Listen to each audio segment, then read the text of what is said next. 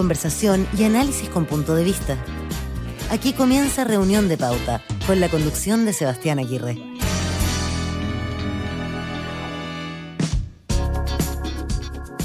¿Qué tal? ¿Cómo están? Bienvenidos. Son las 7, muy puntuales. Comenzamos esta edición de Reunión de Pauta aquí en la 100.5. Gracias por acompañarnos. Bienvenidos. Semana corta esta semanita vamos a tener una semana bien ajetreada con la agenda cargada de noticias, pero además con un fin de semana largo que esperamos hayan aprovechado bien para descansar.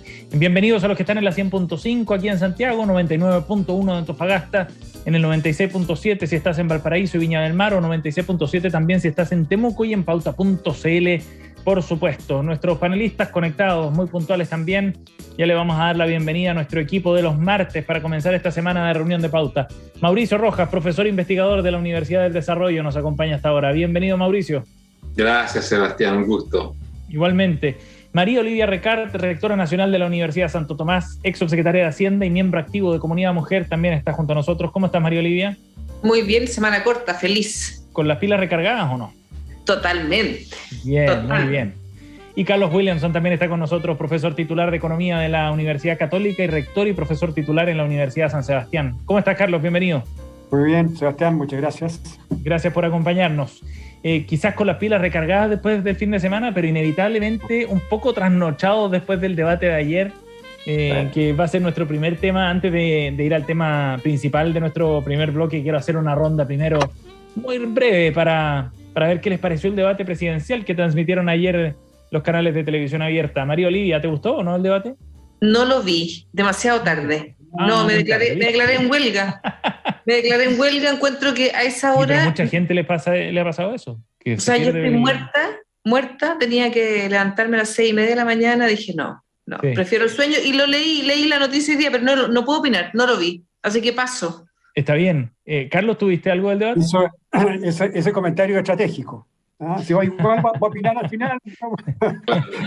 Cuando se den la vuelta completa, ahí va a buscar algo. Claro, a ver, yo lo vi, y a pesar de que yo venía llegando de un viaje, yo estaba en el sur, estaba en el lago General Carrera, puedo conversar de qué razón. Bien lejos. En la noticia... Perdón, yo también venía de un viaje, venía de Renaico, que alguien sabe dónde queda Renaico, se gana un premio. Bueno, pero el lago General Carrera está... ¿A dónde está? Entre Angol y Los Ángeles hacia el océano. Yo estaba a 2.000 kilómetros de Santiago. Bueno, yo lo vi al final, me costó, ¿no es cierto?, la última parte, la parte económica, no la vi muy bien porque ya a esta altura me estaba quedando dormido. Pero, a ver, yo personalmente estimo que aquí no hubo ningún ganador. Un poco se repitió un poquitito, digamos, más o menos lo que fue la lógica del debate anterior, con algunos elementos que son llamativos. El primero, a mi juicio, fue el guante blanco que se produjo entre los candidatos de izquierda. Es más, yo creo que la entrevista, en un contrapunto que hubo entre Meo y Boric, Meo parecía, digamos, el jefe de campaña de Boric. No solamente porque le preguntaba, digamos, además que aplaudía todo lo que decía. Lo bandejeaba. Una cuestión que realmente llamó la atención. Entre Gabriel Boric y la senadora Proboste tampoco hubo ningún tipo de ataque, ¿no es cierto?, de punceteo, como sí lo hubo entre Sichel y la... Yo creo que la senadora Proboste aprovechó el momento y creo que estuvo razonablemente bien, creo que mejoró respecto al debate anterior, porque buscó, creo, a mi juicio, justamente no irse contra Boric, no irse contra la izquierda más radical, sino que más bien tener un discurso más bien componedor, más suave, más de centro-izquierda, justamente tratando de captar votaciones de centro-izquierda, digamos, centro, ¿no es cierto? Y por eso que puseteó mucho y atacó mucho a Sichel y ahí generó, ¿no es cierto?, una suerte de... Ahora, un comentario adicional que yo quiero mencionar, ¿no? Yo creo que sí, Carlos, hay dos personas que están de más, obviamente, en estos debates. O sea, hay un señor candidato que es muy populista, claramente populista, y otro candidato que evidentemente está anegado, está inundado, ¿no es cierto?, de ideologismo, ¿no es cierto?, que hace muy difícil seguirle un poco la argumentación. Eduardo Artés. Claro, sin duda, Eduardo, una persona, pero no responde nada a nada. Una pregunta, no tiene programa, no tiene una idea, digamos, lo que puede ser el costo Pero siendo un outsider dentro de la carrera, de todas maneras, cuando interviene a veces logra picanear al resto de los candidatos, ¿no? Sí, no, sin duda. Puede que sea así. A mí me defraudó, digamos, el caso de Meo. Me parece, digamos, que él desaprovechó una oportunidad. Yo no sé exactamente qué es lo que está buscando él. Además, un discurso muy populista, con poca claridad, muy de espalda a la realidad, digamos, que está viviendo. Bueno, en fin. En su cuarta carrera presidencial. Mauricio, ¿tú pudiste ver algo? ¿Viste algún pasaje? Sí, no, yo lo vi completo ahora en la mañana, en una reproducción, digamos.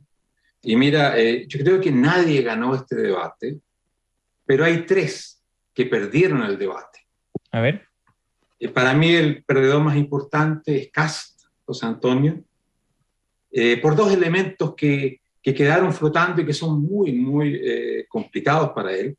Primero, esta idea de que él está planteando abandonar las Naciones Unidas.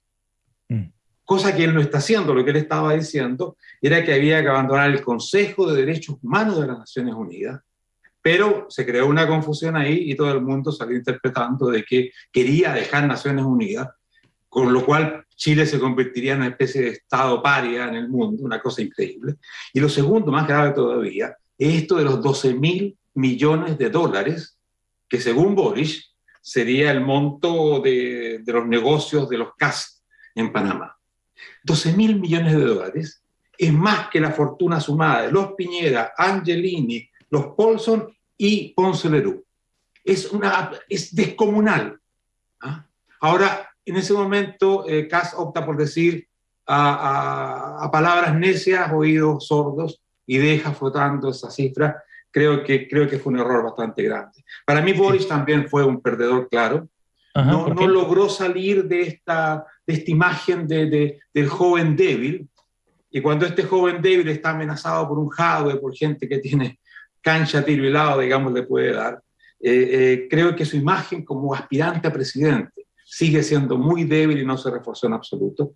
Finalmente, creo que Sichel también perdió porque no logró dar un salto en confianza. Su problema hoy día no es el contenido de lo que dice, de los programas, etcétera, sino que el deterioro de la confianza que le ocasionó lo que pasó hace un par de semanas. Así que yo creo que estos 3 candidatos fueron los perdedores, los demás no ganaron, no fueron excepcionales, pero por lo menos no fueron dañados, creo yo. Sí. Está interesante en todo caso cómo se van moviendo algunas piezas en función de cómo va cambiando el escenario, ¿no? Porque ha habido hartas novedades, por lo menos en lo que muestran las encuestas respecto al posicionamiento de cada uno de los candidatos. Y para los ¿Cuándo empieza la franja? Perdón la pregunta. Pero tenía 22. Aquí el dato. ¿22? Sí, 22, 22, sí, 22 de octubre. Y para los que estamos pidiendo, y me incluyo, estamos pidiendo que los debates sean más tempranos. Recién veía por aquí que viene un debate digital el 4 de noviembre. Lo organiza The Clinic, CIPER, El Líbero y otros, por lo que veía en el aviso. Va a ser a las 20 horas. ¡Yay! Lo voy a poder ver, ahí podemos opinar. Ahí parto. Le prometo a mis co-radiales que ahí comienzo yo con el no entiendo por qué parte tan tarde, la verdad, no lo sé muy bien. Habrá asuntos de rating, por supuesto, detrás, pero... Sí, Carlos. Yo creo que estamos frente a la elección más líquida que hemos tenido, no sé, desde el retorno de la democracia. ¿No? O sea, es tan líquida, ¿no es cierto?, que la movilidad de votos es impresionante. Yo estaba mirando la encuesta CADEM, ¿ya? La encuesta CADEM en las últimas 4 semanas, ¿no es cierto? Sí. Sichel cae, porque como en la misma muestra uno puede hacer un seguimiento, hay consistencia. Sichel cae 8 puntos, Kast sube 8 puntos. O sea, hubo un trapasigue de votación dentro de la centro-derecha. El aspecto de liquidez, de cuán líquido está ese votante, ¿no es cierto? Se mueve de un lado para otro. Ahora, lo que sí es cierto es cuando uno suma la votación de Sichel más la votación de Kast, llega a 28 puntos. Y la señora Proboste, la última, la de este lunes, ¿no es cierto?, en CADEM tiene 13. Por tanto, yo veo difícil, yo creo que la senadora Proboste probablemente va a subir. Yo veo difícil, digamos, que teniendo a la derecha el doble de votación, podría producirse, digamos, que la senadora Proboste de pronto, digamos, le gane por medio punto a algunos otros 2 si es que la división de votos es 14-14, para ponerlo en términos de lo que ya está sucediendo. O sea, puede ser, pero yo creo que es más probable que sea un candidato de centro-derecha, que en este momento, evidentemente, que el aumento de Kast pone un poco de entredicho esto que se decía, digamos, que iba a ser Sichel el segundo. Claro, que algunos dan. Ahora, lo otro casi por hecho. Sí. Claro, lo otro interesante que está pasando es que Boric es incombustible, independientemente, claro, es cierto, yo creo que no estuvo tan bien, pero no estuvo tan malo. ¿Sí? Boric, digamos, en ese sentido se maneja muy bien. Es un candidato interesante, atractivo. Y le resulta su estrategia hasta ahora, ¿no? De no quemarse demasiado ni ir al ataque porque no lo necesita tampoco, básicamente, ¿no? Con la posición que muestra en la Ahora, lo que sí es cierto es que también hay un porcentaje que en la encuesta CADEM, 30% que está todavía indeciso. Ese 30% no sabemos bien finalmente, porque obviamente va a haber alguna cierta distribución, por lo tanto todavía es muy alto. En consecuencia, es re difícil hoy día poder pronosticar, más allá de que Boric evidentemente va a estar en la segunda vuelta. ¿Ya? ¿Quién va a ser el tercero? No se sabe. Sí, el segundo. El segundo, claro. Estamos junto a Carlos Williamson, María Olivia y Mauricio Rojas aquí en Reunión de Pauta. María Olivia, sí. No, el comentario respecto a lo de Carlos. Yo creo que sí, las encuestas, todo lo que quieras, pero el porcentaje de gente que no está decidida y la cantidad de gente que eventualmente podría no votar hacen que el resultado final sea muy difícil de predecir, muy difícil. Sí. Entonces, yo creo que el escenario de Boric Kast o el escenario de Boric Proboste o Boric Sichel están abiertos. Boric yo creo que tiene gran probabilidad de pasar a la segunda vuelta y la pregunta es qué le conviene más, ¿no?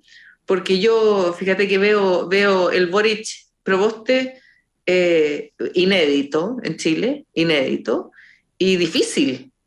Muy complicado. Y un escenario Boric Kast sería muy polarizado también, ¿no? Muy polarizado, te fijas. Sí. No, está muy entretenido yo ni siquiera doy a Boris por seguro. Yo creo que si la imagen de debilidad sigue imperando y si el Partido Comunista o Haber sigue haciendo zancadilla, es posible que la senadora Proboste crezca bastante allí.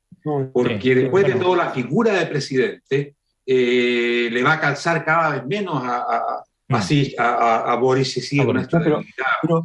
Pero Mauricio, el Partido Socialista está con Boric. ¿De dónde está sacando votos la senadora Proboste, ¿no es cierto? Está picoteando, digamos, algo la DC, ¿no es cierto? PPD, ¿no es cierto? Por ahí, ¿no es cierto? Pero los partidos pesan poco, Carlos, hoy día. Los partidos está bien, yo digo en términos de tendencia ideológica, me refiero. Pero mira, nos ha dado tanta sorpresa esta elección que no se puede excluir otra. Y hay un concepto que pareciera ir tomando algo de fuerza también, que tiene que ver con la gobernabilidad, ¿no? Y algunos le pueden sacar más lustre quizás a ese punto. Vamos al tema del día de hoy que teníamos para la pauta, porque aunque no lo crean, este no era nuestro tema principal, pero nos alargamos porque estamos entretenida la conversación en torno a la elección presidencial. Queríamos abordar en nuestra edición de hoy la decisión del presidente Piñera de declarar estado de emergencia en la macrozona sur. Son 4 provincias en particular: Arauco y Biobío en la región del Biobío, Malleco y Cautín en la región de la Araucanía.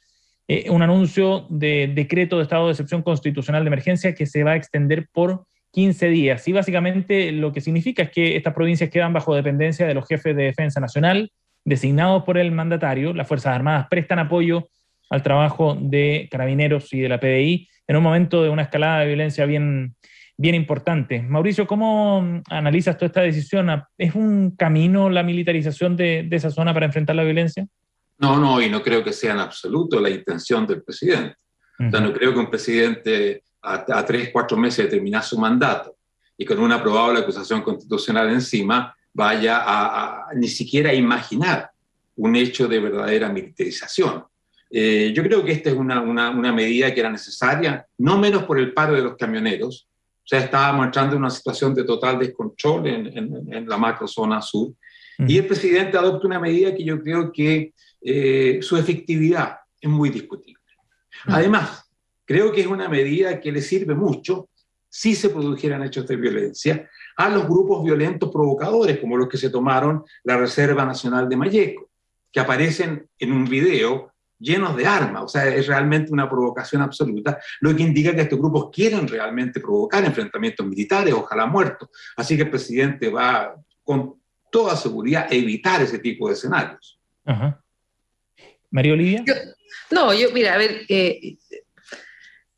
déjame partir un poquito antes. Yo creo que hay una cosa que nosotros estamos haciendo mal en general, y es hablar del conflicto mapuche como un conflicto genérico. Y yo creo que cuando uno menciona como el conflicto mapuche y dice, mira, lo que vamos a hacer es el estado de excepción, chuta, ahí la intersección es conjunto vacío. Yo no entiendo que el conflicto mapuche necesite un estado de excepción. El conflicto mapuche lleva mucho tiempo. El conflicto mapuche no necesariamente es un conflicto violento, sino que es un conflicto de diferencias profundas y de deudas históricas.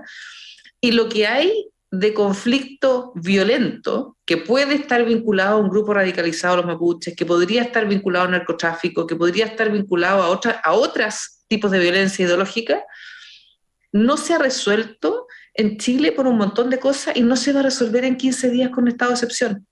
El estado de excepción es el resultado de una acción política para bajar un paro, que me tocó a mí vivirlo en mi camino a Renaico el fin de semana, un paro de choferes de camiones, no de camioneros, es de choferes de camiones, sí, que en el fondo ponían en jaque el abastecimiento de todo el sur de Chile. Porque al final nosotros tenemos un sistema de comunicaciones que es vía carretera. No tenemos trenes, no tenemos barcos, tenemos carreteras que transportan los alimentos, los combustibles, etcétera, hacia el sur de Chile, y esto estaba en jaque. Y estaba en jaque de una manera tal que la única forma que tú tenías es bajarlo con una acción que es política, pero que no está enfocada en resolver un conflicto, que probablemente lo empeore con los grupos radicalizados, porque la situación de la declaratoria de una militarización, por ponerlo de una manera, lleva a que los grupos de extrema radicalización se agiten más y encuentren más adeptos. Entonces creo que el conflicto mapuche es un conflicto de una complejidad mayor, y que se ha ido empeorando por decisiones como estas, que solo suman al conflicto en vez de restar. Carlos. Yo no estoy de acuerdo. Yo creo que aquí estamos frente a una situación hoy día de corto plazo, no pensemos a largo plazo. En largo plazo, hoy día la situación en la Araucanía es absolutamente insostenible. El grado de violencia, yo tengo la posibilidad de conocer un poco lo que está pasando en distintos lugares.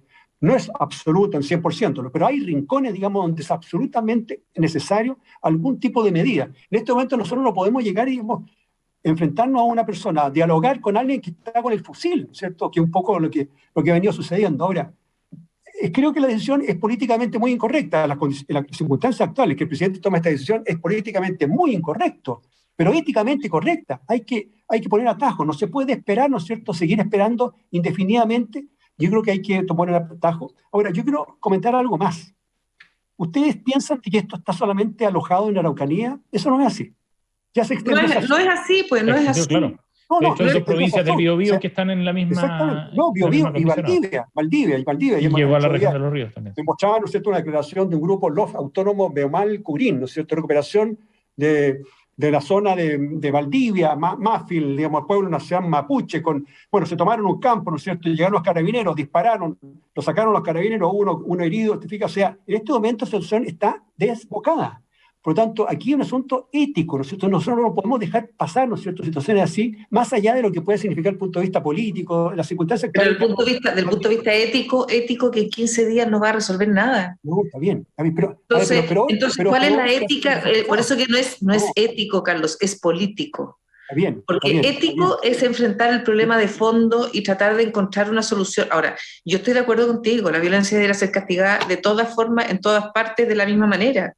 Y en Chile el problema, cuando yo pensé que tú decías, el problema de la violencia está en la Plaza Italia, está en la Plaza Dignidad, o está en la Plaza como quiera que le llamemos, están en los 18 de octubre, en la celebración, están en Bajos de Mena con los narcotraficantes y sus celebraciones. O sea, en Concepción, yo soy de Concepción y cuando voy se ven las celebraciones o los fuegos artificiales en Hualpencillo, en Tumbes, cuando llega la droga, se ven los fuegos artificiales un día a las 11 de la noche. Ahora, María Olivia, entendiendo... Y eso tiene, lo que yo digo es que al final también hay una falla sistémica del Estado en el fondo y de las fuerzas policiales en investigar estos hechos y en frenar los actos de violencia que vienen amparados por actos de droga, por narcotráfico. Pero María Olivia, Mauricio. Pero la gente que comete estos actos en general es conocida por la policía, especialmente en la macrozona sur. Está muy claro dónde están, quiénes son, etc. El problema es que enfrentar eso realmente implica un costo en vidas humanas, en sangre, lo que sea, terrible. Y eso los gobiernos tratan de evitarlo, por muy buenas razones también, provocando el problema de que esto va creciendo con el tiempo. La verdad es que es un dilema tremendamente difícil de resolver y más allá de eso está todo lo que hemos hablado de la deuda histórica. En fin, acá hay una historia que es realmente terrible detrás de todo esto, de expropiación de tierra, de violencia del Estado chileno. Y todo este asunto, resolverlo va a tomar mucho tiempo, pero creo que finalmente, si esto sigue desarrollándose mal, lamentablemente los enfrentamientos van a ir creciendo en el nivel de violencia. De hecho, ya salían algunos mensajes y fotografías de algunos grupos armados, presuntamente grupos con integrantes mapuche, en la zona, que advertían de las represalias que tomarían en caso de que llegaran militares a esa zona. Ahora, la pregunta, Mauricio, es si es que el camino político, el camino más largo para resolver este problema de fondo, da efectivamente solución a este problema de seguridad. No. Y no lo digo en el corto plazo solamente porque eso parece más difícil, pero a mediano o largo plazo, pensando en que hay acusaciones acá de narcotráfico también en la zona, por ejemplo. Sí. O sea, yo creo que las dos cosas son importantes. Hay que atacar el problema de fondo, que es un problema político realmente. Un problema político, además, muy complicado, porque hace finalmente a la unidad del Estado chileno por la reivindicación que hay, no sé si mayoritario, ¿no?, de autonomía o incluso de independencia, que tenemos que enfrentar políticamente. Ahora, paralelamente a eso hay que enfrentar el tema de la violencia, que es violencia de muchos tipos distintos además. Está el propio robo de la madera, digamos, que tiene un incentivo económico, y habría que atacar a los grupos económicos que se benefician de esto, ¿no? Porque aquí hay muchos que están implicados y que sacan ganancias de este tipo de violencia, hasta el narcotráfico y la violencia ideológica y la violencia que tiene una reivindicación de carácter etnonacionalista, o sea, de independencia. Son un montón de conflictos e indudablemente que yo creo que estas vías deben ir paralelas y muy importante el esfuerzo para combatir la pobreza, para combatir todo aquello que hace de esta zona la zona más pobre de Chile. Y bueno, eso se viene diciendo hace mucho tiempo.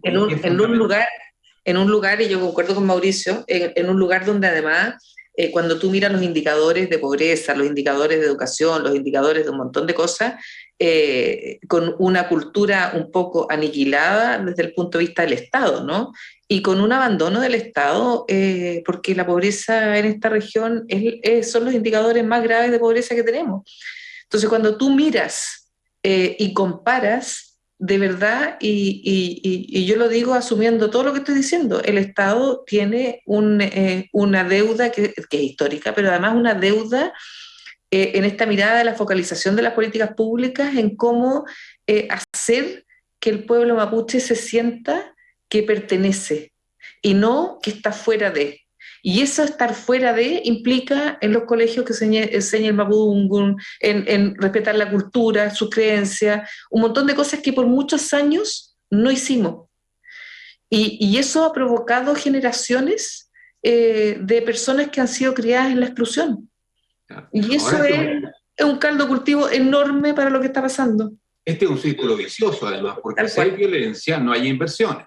Si no hay inversiones, se agudiza la pobreza, etcétera, etcétera, etcétera. Ahora, una nota importante, creo yo, es la decisión, no sé si del alcalde de Temuco, de quién, de que el mapudungun sea un idioma que se enseña en todas las escuelas de Temuco. Sí, eso, hemos ido progresando, y perdón, hemos ido progresando, y solo quiero decirle a Carlos que en los grupos reaccionarios, con un trabajo de investigación y policial experto, de verdad de inteligencia, uno debiera ser capaz de pescarlo, aislarlo y desradicalizar el movimiento. Y eso tampoco se ha hecho.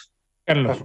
No, yo creo que efectivamente aquí la deuda, esto de la deuda histórica existe. Hay algunos que niegan que existe deuda histórica, más allá, digamos, el tema de quién llegó primero, no. Yéndonos a la deuda histórica más reciente, ¿no es cierto? No solamente el tema de la devolución de las tierras, lo que decía María Olivia respecto a tener programas, ¿no es cierto?, para atacar el problema de pobreza que hay en la región. Fíjense que aparece una cifra que yo no tenía idea. El año 2018, bueno, después cuando muere Catrillanca, ¿no es cierto? Y ahí se quiebra un poco esta confianza.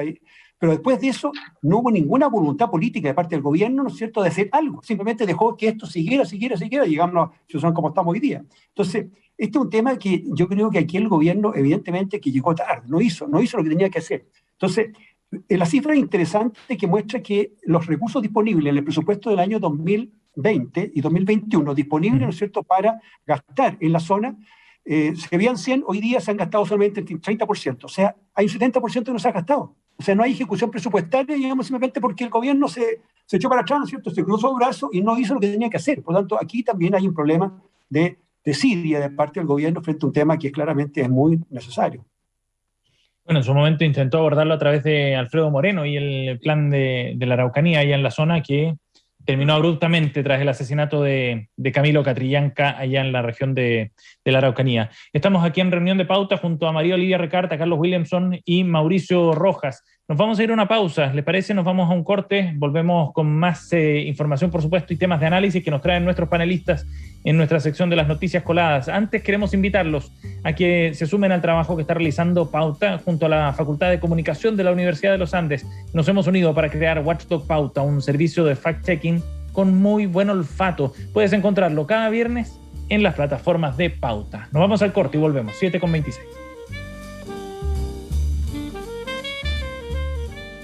Principal te invita a participar del segundo Capital Call del Fondo de Inversión Renta Residencial Principal Amplo. Accede al mercado inmobiliario, aprovechando las oportunidades de invertir en un sector con atractivo crecimiento, delegando la gestión comercial. Invierte en Principal y descubre cómo complementar tu portafolio. Principal, experto global en inversiones. Los valores de las cuotas del fondo son variables. Infórmese de las características esenciales de la inversión en este fondo, las que se encuentran contenidas en su reglamento interno. Aerocardal, la empresa de aviación privada más grande y segura de Chile. Desde hace 30 años volando al servicio del transporte ejecutivo, charter y traslados aeromédicos en Chile y en todo el resto del continente americano.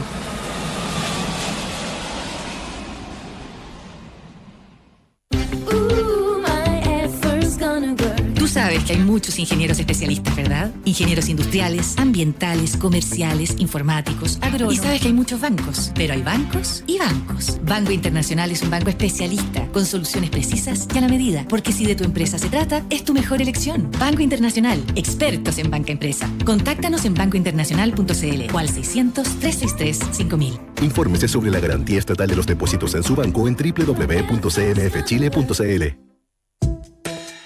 Programa Seguridad Social al alcance de todos. Presenta cobertura del SIS y eliminación de cotización salud para pensionados. El seguro de invalidez y sobrevivencia tiene los siguientes beneficios. Financia la pensión de invalidez parcial hasta por 3 años. A través de un aporte adicional, contribuye a financiar pensiones de invalidez definitiva y pensiones de sobrevivencia de un grupo familiar. Acceden a este seguro todos los trabajadores y trabajadoras dependientes, independientes y afiliados voluntarios que coticen. Incluye a trabajadores cesantes con hasta 1 año de cesantía. En otro ámbito, desde el año 2011, la Ley 20.531 exime la obligación de cotizar el 7% de salud a los pensionados. Se accede desde los 65 años y perteneciendo al 80% más vulnerable de la población, de acuerdo al Registro Social de Hogares. Conozca más acerca de este programa en www.ciedes.cl.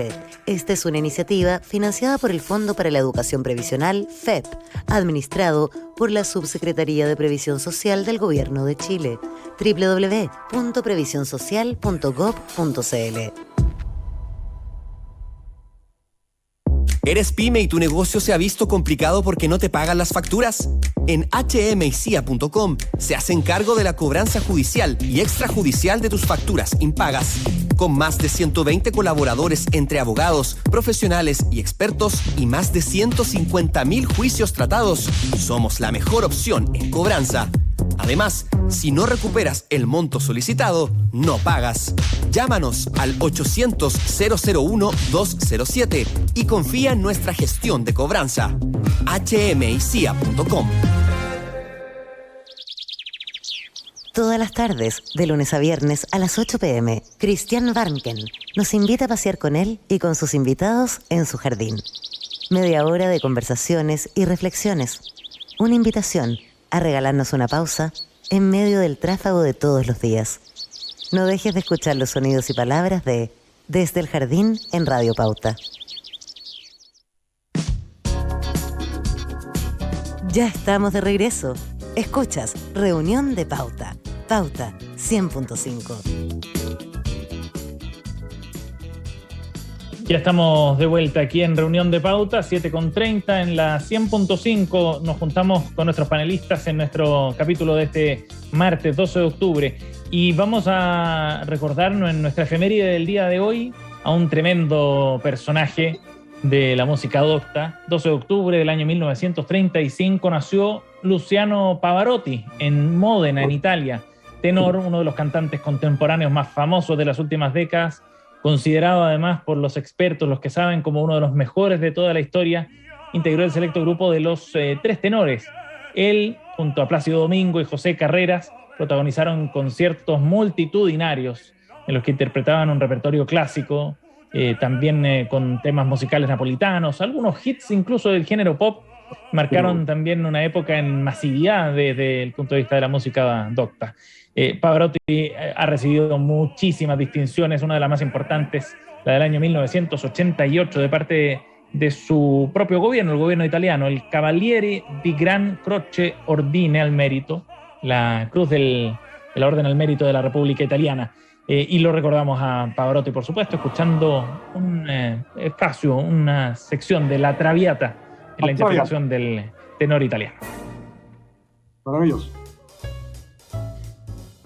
Bien, estamos aquí en Reunión de Pauta junto a Carlos Williamson, María Olivia Recarte y Mauricio Rojas, y nos vamos con nuestras noticias coladas, las que nos traen nuestros panelistas, por supuesto, la pauta que arman en cada edición de Reunión de Pauta. Y vamos a comenzar con un tema que ha generado harto impacto, ¿no? Porque de alguna manera es como darle forma a algo que muchos podíamos sospechar que sería uno de los grandes efectos que ha tenido la pandemia. María Olivia Recarte nos propone hablar de los estudios, y pareciera que son varios, María Olivia, que arrojan que la ausencia de clases presenciales por la pandemia ha tenido un impacto directo en el desarrollo del lenguaje de los menores de edad. Cuéntanos sobre el tema, María Olivia. La importancia de este tema es que además, voy a partir por ahí, cuando los niños tienen desarrollo, niños y niñas tienen desarrollos desiguales, disparejos, con respecto a adquisición del lenguaje y uso de vocabulario, los que tienen más vocabulario a los 5 años parten en una curva predictiva más alta de su potencial aprendizaje y resultados, ¿no es cierto?, en su proceso de enseñanza. Es decir, podrían ser personas con mejores resultados, mejores pruebas, mejores en la PSU, en la PDT, como se llame, y en la universidad y profesionalmente, porque a los 5 años, ¿no es cierto?, manejaban mayor número de palabras. Y los que tienen menos parten con un hándicap, parten con menos, y la curva no se junta, es muy difícil juntar la curva más adelante. Entonces, eso que antes era una variable socioeconómica, hoy día no solo la curva se ha desplazado para abajo para la gente más pobre, sino que para todos los niños, porque han estado confinados y parte del lenguaje se adquiere en la socialización con otros. Total. No lo adquieres solamente en tu casa, sino que lo adquiere en la socialización con otros. Por eso es que es tan importante ir a jardines infantiles y hacer kinder y prekinder para nivelar eso, porque hasta esa edad tú puedes nivelarlo.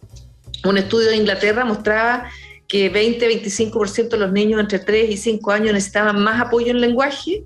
Los estudios en Chile muestran diferencias profundas con respecto a cohortes del 2017-2018, comparaciones iguales aplicando test en el uso de palabras, es decir, vocabulario, y en niños que definitivamente tienen un retraso de lenguaje en términos de pronunciaciones, vocalizaciones y socialización a través del lenguaje. El lenguaje nos permite a nosotros expresar las matemáticas. Pongo el caso porque uno aprende, ¿no es cierto?, estas cosas de sumar, restar y ver los números, pero el lenguaje te permite expresarlas. Tú, a través del lenguaje, expresas tu sensibilidad artística, expresas un montón de cosas desde niño. Después ya se van diferenciando y profundizando. Y creo que la pandemia hoy día nos trae estos estudios nos muestran que la pandemia ha tenido no solo un impacto, ¿no es cierto?, en los niños mayores, y que, al contrario de la intuición, que uno diría que los niños están en la casa y les va mejor, más amor de la mamá y el papá, no, más protección, no es así. Tienen que tener intercambios. Es dramático en realidad por los efectos que va teniendo en el proceso de aprendizaje posterior. Carlos. Ahora, se ha hecho visible esto, ¿no es cierto?, porque muchos niños que suelen ir al jardín infantil o suelen ir, ¿no es cierto?, los primeros años de básica, no han podido ir, ¿no es cierto? Se ha hecho visible este problema que estaba relatando, ¿no es cierto?, la importancia de ir estos primeros años, que es donde se juega el futuro, el proyecto de vida futuro se juega ahí. Pero esto, pasada la pandemia, cuando vuelva, hay una segunda parte, ¿no es cierto?, que son niños que igualmente con pandemia y sin pandemia se quedan en sus casas, que no van a los jardines. Ahora, ¿por qué no van a los jardines? Son muchas razones. Una de ellas, que no deja de ser importante, que las mamás, primero las mamás, digamos, no quieren que vayan, eso es una parte. Y otro, que las mamás no pueden sino cuidar a los niños, porque no pueden ir al trabajo, no estoy trabajando a los niños. O sea, hay todo un problema que es estructural.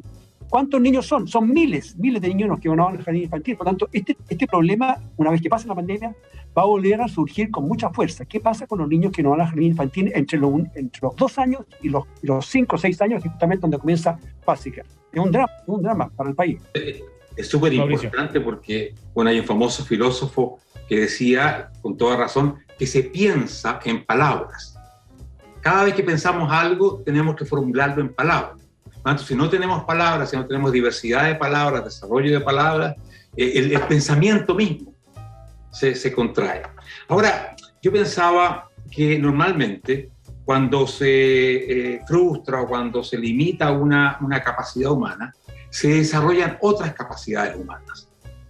No es fácil verlo directamente, pero en este caso sería interesante saber qué habilidades sustitutivas están desarrollando esos niños. Porque la naturaleza humana no se queda nunca frente a un puro obstáculo, trata de sortearlo de alguna manera, y esto no lo sabe de las personas que tienen algún tipo de hándicap en fin, de problema, como el mismo cuerpo o la voz o lo que sea trata de sustituir el problema. Yo no sé si en este caso se ha visto algo así, pero sería interesante conocerlo, porque tal vez ahí hay una fuente que podemos tomar para mejorar la situación. Sí, pensando en el camino de salida y en cómo tratar de recuperar esos aprendizajes perdidos, si es que es posible también, ¿no? Y a qué velocidad hacerlo, pero el asunto parece como una urgencia enorme. Muy bueno el tema de María Olivia Recart sobre estos estudios. Muchas gracias, Sebastián Aguirre. No, está muy bueno, está muy interesante. Me encanta que dice el apellido, María Olivia Recart. Sebastián Aguirre. Nuestros auditores no te están viendo, entonces no saben qué María Olivia es, por eso hay que recordarle. Hay poca. Vamos a la noticia colada de Carlos Williamson para hablar de noticias de la economía y de un hecho bien en particular que se ha registrado este año, Carlos, al aumentar y con fuerza el reparto de dividendos por parte de las empresas que cotizan en bolsas. Según el diario El Mercurio, ya son más de 12.000 millones de dólares. La distribución de utilidades este año representa un incremento de 88% respecto a lo que se hacía el 2020. Cuéntanos cómo enfocaste este tema, Carlos. Claro, mira, esto es parte de una secuencia de situaciones que están mostrando la gravedad que va a comenzar a vivir Chile, ¿no es cierto?, desde el punto de vista de su economía. Porque evidentemente aquí detrás de todo esto, por mucho que se diga, no, aquí es falta de proyectos de inversión. O sea, las empresas se han dado cuenta, digamos, de que no cuentan con proyectos de inversión y mejor que los accionistas, ¿no es cierto?, sepan qué hacen con la plata. Y los accionistas sabemos que muchos de ellos, algunos invierten y otros simplemente se la gastan. ¿Ya? Falta de proyecto de inversión y también incertidumbre política. Incertidumbre política, yo tengo un proyecto de inversión bueno, pero yo prefiero esperar. Por lo tanto, se produce la distribución de utilidades, que efectivamente es una cifra muy significativa. Legalmente, las sociedades anónimas que cotizan en bolsa están obligadas a distribuir 30%. Bueno, la más grande empresas fueron al 100%. Son cifras, como decía Sebastián, gigantescas. Ahora, ¿qué está detrás de todo esto? A ver, el fenómeno que está pasando en Chile, hay como 2 elementos importantes. La distribución de utilidades, las utilidades de las empresas son ahorro, que se reinvierte cuando no se distribuye, sino que se ahorra. Las fuentes de financiamiento de la inversión, ¿cierto?, son el ahorro nacional y el ahorro externo. ¿Ya? Aquí hay 2 fenómenos que están produciéndose que son preocupantes. Primero, la tasa de inversión cae. Cuando la tasa de inversión cae, como la inversión, digamos, en la fuente del crecimiento económico, ahí se resiente la el crecimiento económico futuro. Pero además las fuentes de financiamiento de esa inversión es a través del ahorro. Cuando cae el ahorro nacional, por ejemplo, cuando se reparten utilidades y no se reinvierte, o cuando el Estado, en vez de ahorrar, desahorro, que es lo que está pasando con el déficit fiscal, significa que el financiamiento de la inversión, además, la mala noticia adicional es que se va a financiar con ahorro externo, o sea, con deuda externa. Y esa deuda externa hay que pagarla. El otro hecho preocupante sale hoy día justamente en el diario. Las tasas de bonos soberanos de la deuda chilena a 10 años ha aumentado 283 puntos base, para que ustedes tengan una idea. ¿Eso qué significa? Proyectado de aquí para los próximos 4 años son $5.000 millones más en plata, digamos, que hay que pagar por razones de intereses. De la deuda. Por lo tanto, digamos, el nuevo gobierno que asuma, que va a hacer una reforma tributaria, todas hablan de reforma tributaria, parte importante de la reforma tributaria va a ir a pagar intereses a la deuda, porque la deuda crece, pero no es gratis. Por lo tanto, estamos frente a una situación económica pero muy compleja. Hay que adquirir conciencia de la situación que está viviendo el país. Yo veo cuando escucho a los candidatos a la presidencia, no, si vamos a subir los impuestos, digamos, vamos a meter plata por aquí, por allá, digamos, no, la situación es mucho. La economía es la ciencia de la excepción. La ecuación es difícil de cuadrar para el futuro y tú tienes razón, y yo creo que nosotros vamos a vivir en un estado, no solo por la cosa económica, sino que por el conflicto mapuche, por los conflictos con los indígenas, por los cambios constitucionales, por la incertidumbre política, la incertidumbre mundial. Vamos a vivir un periodo de mediocridad en general, que ojalá sea solo mediocridad, y que no sea como caída libre, ¿no? Que sea un poco como un movimiento de capas para volver a adecuarnos a una nueva realidad, que sea una realidad auspiciosa después de 6, 7, 8 años, ¿no? Yo creo que viene un tiempo difícil. Yo creo que esto lo habla un poco de eso, pero también me parece, y puedo estar equivocada, Carlos, tú me puedes corregir, pero que detrás el reparto de dividendos también un poco está la posibilidad de este cuarto retiro. Las AFP no tienen liquidez y le dicen a las empresas, oigan, ¿sabes qué más? Páseme caja, porque yo tengo aquí adelante un evento incierto y yo soy su accionista, entonces páseme a mí un poco de lo que usted tiene, porque su misión es pasarme plata. Y antes le decía, su misión es crecer y hacer que los fondos engorden. Hoy día le dice, no, ¿sabe qué más? Yo caja no me queda y tengo que hacer caja ante este evento, porque si no, eso sí que es un descalabro. Y creo que puede haber algo de eso también ahí. Bueno, el punto también. Claro, mira, Mauricio, basta ver el precio del dólar para entender cuál es la dinámica que en todo esto. Pensemos que hace unos años, no tanto, el dólar costaba 550 pesos, 530 pesos. Hoy día cuesta 820 pesos. ¿Qué está pasando? Indudablemente, hay mucha gente que está sacando dinero de Chile. Y con toda razón, porque cuando creamos inseguridad, lógicamente que la respuesta es poner la plata donde esté más segura. Otros están invirtiendo en propiedades inmobiliarias también, pero la tendencia a sacar dinero de Chile, incluso a irse de Chile. Creo que es muy seria, hay que tomársela muy en serio, porque eso no se recupera habitualmente, y creo que Chile va a ser mucho más pobre si seguimos con este desangramiento de gente capaz y de recursos económicos. Bueno, hoy día el presidente del Banco Central, Mario Marcel, fue a la Comisión de Constitución del Senado a exponer precisamente el punto de vista sobre el cuarto retiro, y advertía, entre otras muchas cosas, digamos, Mauricio, parte de eso, ¿no? De que se había visto salida de capitales también al extranjero. Entre otras advertencias. Carlos. ¿Piensan que se va a aprobar el cuarto retiro? Yo estaba seguro hace semanas atrás que era imposible, y ahora aparentemente es posible. Hay muchos que están es que hay varios votos que están todavía pendientes, el de Manuel José Sandón, Marcela Sabat en el oficialismo, y en la oposición pareciera que se están alineando, aunque lo harían con cambios, por ejemplo, sin la patita de las rentas vitalicias, ¿no? Que ya fue aprobado en el tercer retiro, está incluido en este proyecto, pero sí se marginaría esa parte del proyecto. Y poniendo poniendo impuestos también. También, quizás algunos impuestos a la renta. Lo increíble es que los partidos de la izquierda extrema, Partido Comunista, etcétera, están por no poner impuestos, por dejar todo esto, que la plata se vaya nomás así. Lo que indica muy claramente que la intención de ellos es liquidar el sistema. Sí, lo han manifestado, en todo caso lo han manifestado así. Vamos a la noticia colada de Mauricio Rojas para aprovechar también los minutos que nos quedan y profundizar en la crisis política que vivió el presidente de Perú, Pedro Castillo, hizo su primera reestructuración de gabinete. 7 cambios en total, Mauricio. ¿Hacia dónde va el gobierno de Pedro Castillo? No se sabe muy bien. Ni siquiera se sabe si va a poder recibir la aprobación del Parlamento para este nuevo gobierno que ha formado, porque lo que se produce es una ruptura entre el presidente y el partido que lo elevó a la presidencia, digamos, que es un partido muy radical, marxista-leninista, etcétera, que se llama Perú Libre. Y el primer ministro que tenía Pedro Castillo era la mano derecha del presidente del partido, del líder del partido, y estaba, digamos, saboteando todo el tiempo lo que el presidente decía, o sea, mostrando claramente que los que gobernaban era el jefe del partido, este señor llamado Vladimir Cerrón, y no el presidente. Además, con amenazas directas a través de Twitter, etcétera, diciéndole que no se fuera a desviar ni un milímetro del programa, porque entonces le llegaba. Me recordó mucho lo que puede pasar en Chile, con un presidente débil como Boric y un partido comunista poniéndole este rayado de cancha, ni un milímetro te apartas porque si no te va a llegar encima toda nuestra movilización, nuestra rabia, etcétera. Creo que esta elección es interesante, fíjate, porque cuando un presidente quiere asumir la responsabilidad por el país, trata de conducir políticas que no sean tan conflictivas y que no arruinen al país.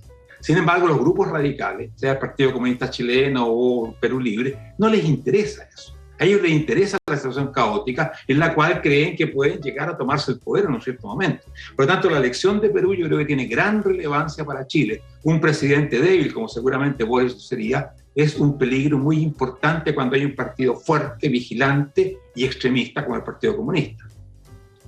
Ahora, interesante, bueno, efectivamente aquí se pone a prueba lo difícil que es la cohabitación con el Partido Comunista. O sea, esto es reiterar algo que se ha dado muchas veces, muchas oportunidades, a pesar de que frente a un comentario que se le hizo ayer, me parece que en el debate, me parece que Boris dijo, pero no, si el Partido Comunista en el gobierno de la presidenta Bachelet se portó súper bien, digamos, estuvo muy alineado. Entonces, puede que no sea así en el futuro, a lo mejor estuvo encubierto, ¿no es cierto? Pero evidentemente que hay un problema de cohabitación. Ahora, interesante que Pedro Castillo haya mantenido al presidente del Banco Central, ¿no es cierto?, y al ministro de Economía, digamos, que según dicen es neoliberal, digamos, lo acusaron de neoliberal, digamos, y que aparentemente el que está tratando de resistir frente a todo embate para que la economía del Perú pueda lograr salir, ¿no es cierto?, adelante después de la pandemia y el caos económico que hay. Interesante la situación particular. Pero igual ninguna de estas cosas, primero, independiente de Pedro Castillo, estas cosas no son novedad en Perú. O sea, venimos de un sistema político donde el uso y el abuso de estas reglas ha sido más bien la regla y no la excepción. Y segundo, en el minuto en que Pedro Castillo fue electo, todos sabíamos que esto iba a pasar y de hecho nadie sabe cuánto va a durar Pedro Castillo. Que es la pregunta de fondo, porque si esto le pasa una vez más, otra vez más.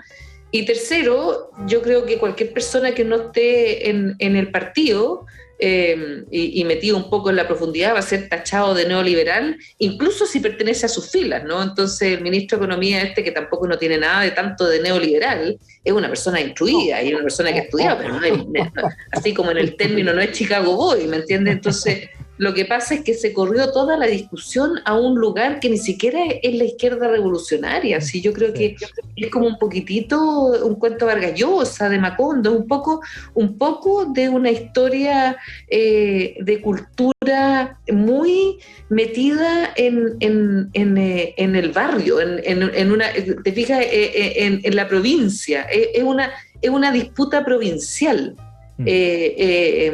Tratando un poco, ¿no es cierto?, de dirigir un país como si fuera una región.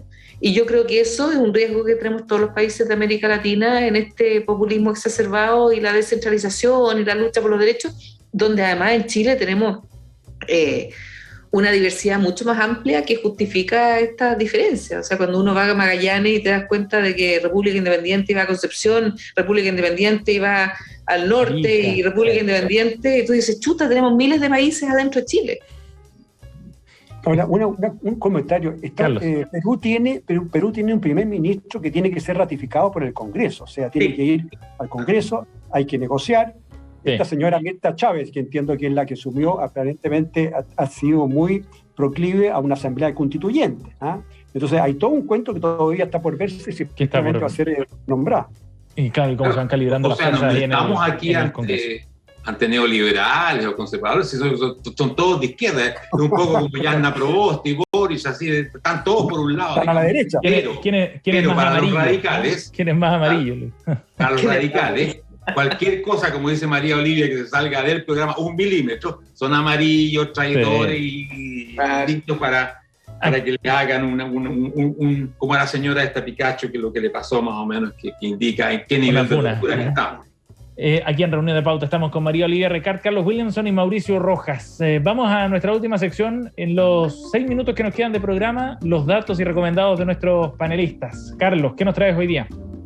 Permítanme un minuto, digamos. Yo viajé al Lago General Carrera, estuve todo el fin de semana, estuve corriendo allá, tengo un emprendimiento. Es más, el próximo año, si sigo en este programa, voy a estar conectado desde...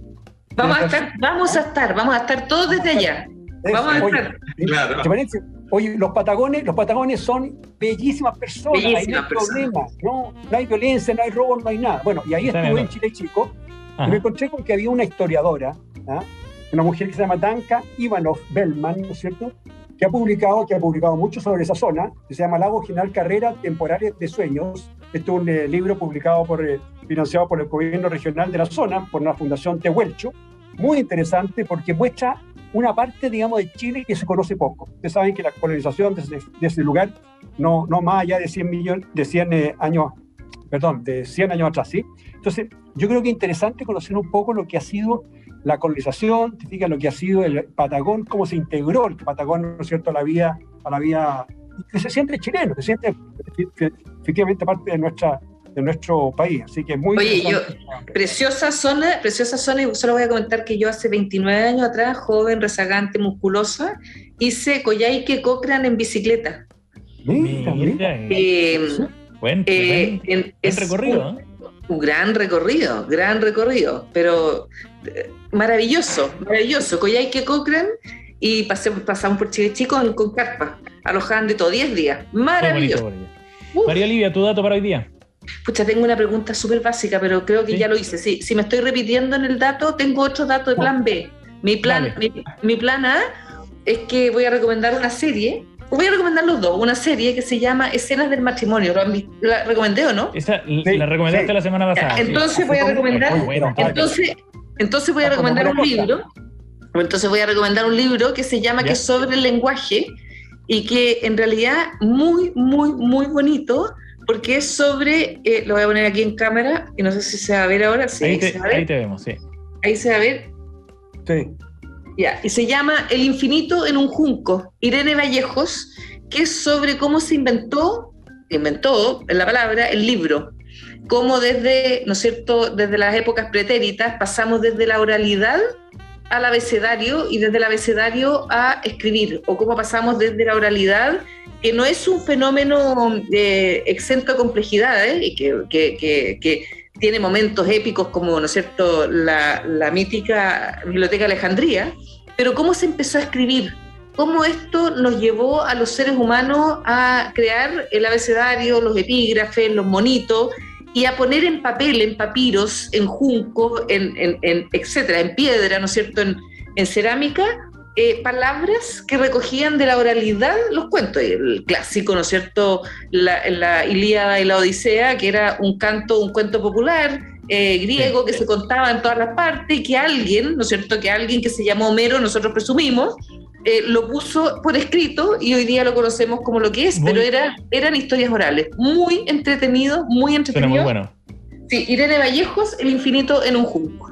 Buena recomendación, María Olivia. Suena muy, muy interesante. Mauricio. Bueno, ante todo decirle a Carlos que iremos a verlo a donde sea que esté metido allá en el sur. Es preciosa la zona esa, ¿para qué decir? Bueno, lo que yo quiero recomendar es un libro y un autor.